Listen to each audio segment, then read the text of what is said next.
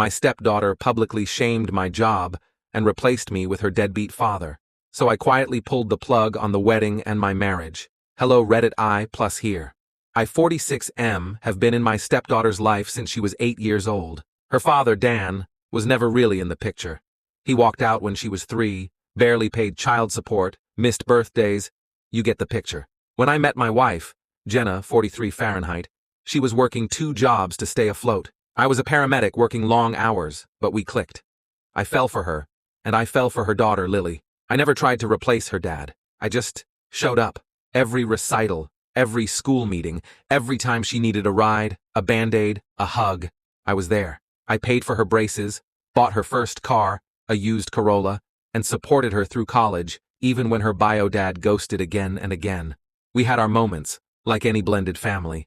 But I thought we had something strong. Then came the engagement. She met her fiancé, Zach, 24M, in college. Honestly, I never had a huge problem with him. Bit of a tech bro vibe, but fine. The trouble started when she mentioned she'd reconnected with her biological dad. Apparently he was now clean and sober and trying to make amends. I supported her reaching out, even if I had mixed feelings. She said she wanted him at the wedding.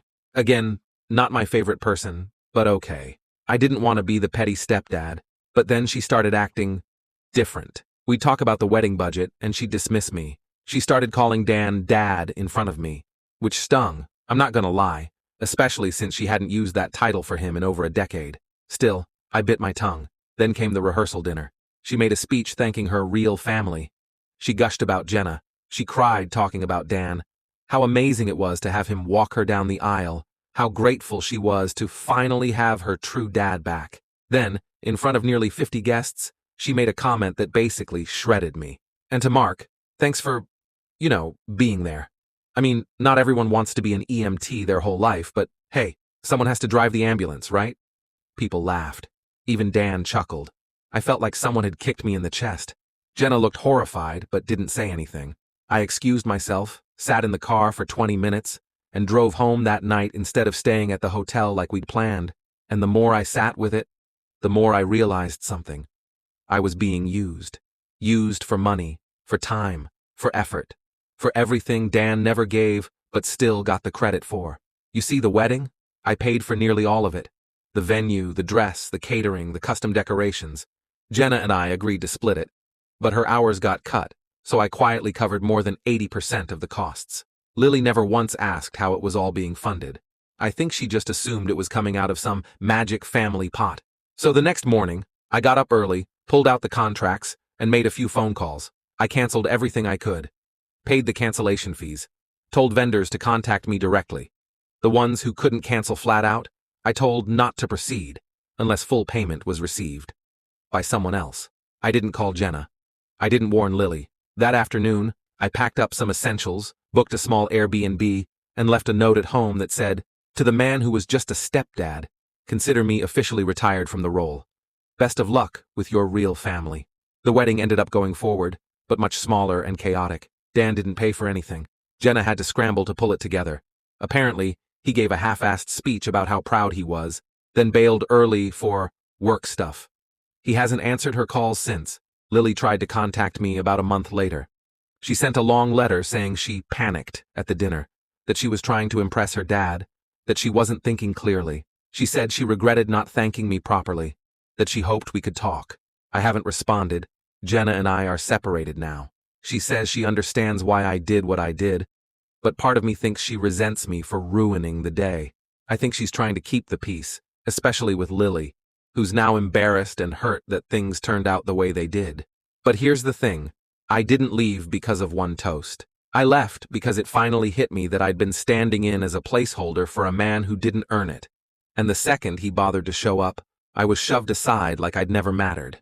It's been a few months since I posted, and I wanted to give an update for those who asked, messaged, or shared their thoughts. Honestly, I didn't expect the response. Reading thousands of people tell me I wasn't crazy, bitter, or overreacting, it meant more than I can explain. So, where do I even start? After I left, I stayed quiet. No texts, no calls, no social media. I didn't want a war. I just wanted peace. I got a lawyer, not to be petty, but because I realized how intertwined my life had become with people who didn't actually value me. Jenna eventually reached out. She came to the Airbnb one evening, looking like she hadn't slept in days. She cried. She didn't deny anything I said. She admitted she'd failed to shut Lily down at the rehearsal dinner, said she was trying not to make a scene, that she thought I'd just get over it like I always do. That line stung more than anything, because it was true.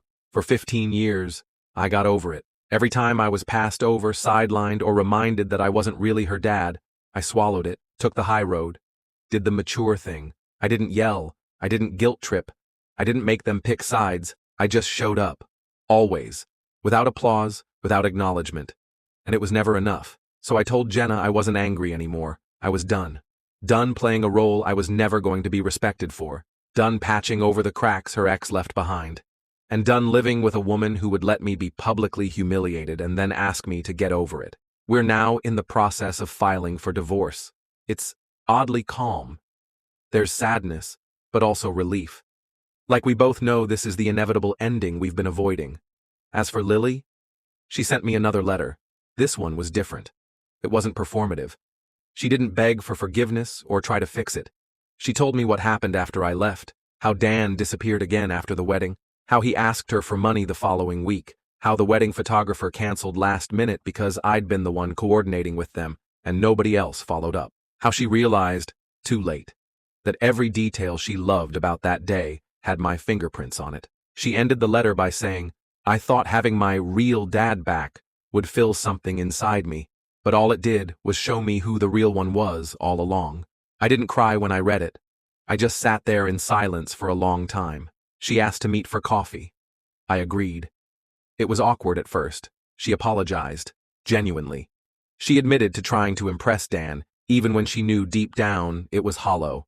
She admitted that she took my presence for granted, that she never thanked me enough, that she didn't even understand what I did until I stopped doing it. We talked for over 2 hours. I told her I forgave her, but I also told her something else. I'm not your dad anymore, not in the way I used to be. I can't go back to that. I won't. She nodded. She didn't argue. She just asked if we could stay in touch. Maybe build something new, on different terms, something honest. I said maybe. So here I am, starting over at 46. I'm living in a small condo, working fewer shifts, and I finally started taking the painting class I used to put off, because someone always needed something. My life feels smaller in some ways, but cleaner. Mine. I don't know what comes next, but I do know this. Sometimes, walking away isn't about revenge.